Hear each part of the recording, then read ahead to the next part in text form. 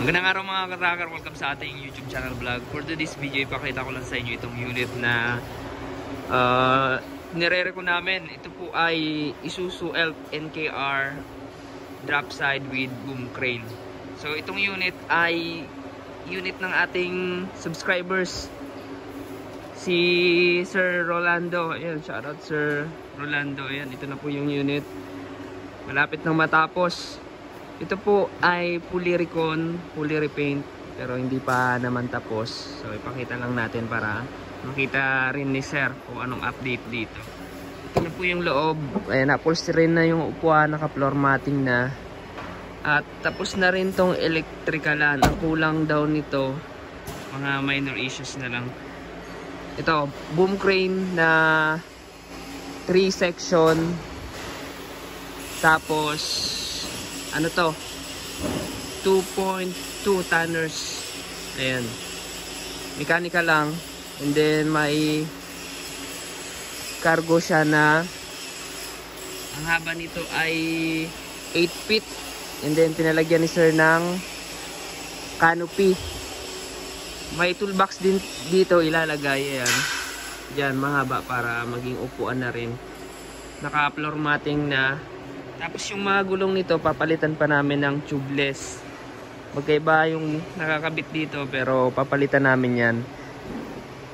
Yung kanyang suspension, makakapal po yung lip spring nito sa likod. And then yung molye naman sa harap, pinadagdagan. And then meron ding running guard. Ito yung stock dyan sa unit. Tapos ito, compartment din, pero open lang siya. So stock din yan sa unit. Papalagyan pa namin yan ng grill guard, yung kanyang taillight para may protection naman. Tapos LED clearance light na yung nakakabit na mga ilaw. Brand new battery na rin. Ang makina nito ay 4HF1 mechanical engine. Yan, mechanical. So na tune up, change oil na yan. Tapos yung mga langis niyan, ayan, na-check na ng aming contractor, nasa tamang level, mga fluids. So, kunting kembot na lang matatapos nito, sir. So, pakihintay na lang. Mag-update na lang tayo kapag tapos na itong unit. Saka, i-vlog rin natin kapag, yan, ilalabas na para makita nyo yung final output ng Surplus Japan fully reconditioned dito sa amin. Ito po ay old model na. Ayan, tinatawag na singkit. Isuzu Elf singkit siya. Ayan, medyo box type pa yung kanyang yung cowling nito. Alright, so itong ano na to, itong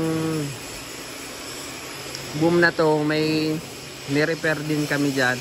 Ito talaga, stock talaga to sa unit. Stock talaga tong nakakabit dito. Hindi na kami nagpatong boom crane. Ayan, orig talaga na nakakabit dyan. So may mga ipapagawa pa kami dito. Minor issues na lang. Ito, pinaano rin namin yung sidings ng drop side. Lagyan na namin ng GI para maganda na tingnan. Ayan, solid na to. Ayan, ito ipapababa daw namin yung fuel tank kasi may dumi sa loob, para all goods yung takbuhan. Malinis dapat yung loob niyan. So yan na po yung unit nyo, Sir Rolando. Ayan, napaka solid na yan. Konting kembot na lang, malapit na tong i-release. So, kung naghahanap po kayo ng Japan surplus truck, and may mga available unit po kami dito, punta lamang po kayo sa aming yard. Dito po kami matatagpuan sa Barangay Mambugdas, Bacor, Cavite, Calipil Marketing Corporation. Sa gusto pong mag-inquire, kindly contact us on our FB page. Ayan, para makapag-inquire po kayo. Meron po kami small and big unit. Sa mode of payment naman po, meron pong cash and financing. Pag cash po, down lamang po kayo ng 10%.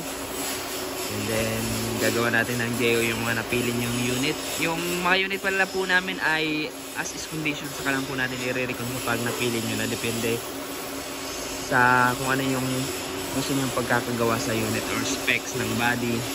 Ayan. Sa ano naman, paggawa naman 3 weeks to 1 month yung pag recondition.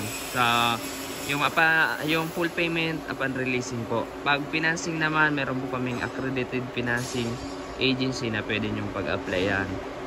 Magpasa lamang po kayo ng need na requirements tulad po ng 3 months latest bank statement, DTI, business permit, through valid ID, ayan, Xerox, tapos fill out form.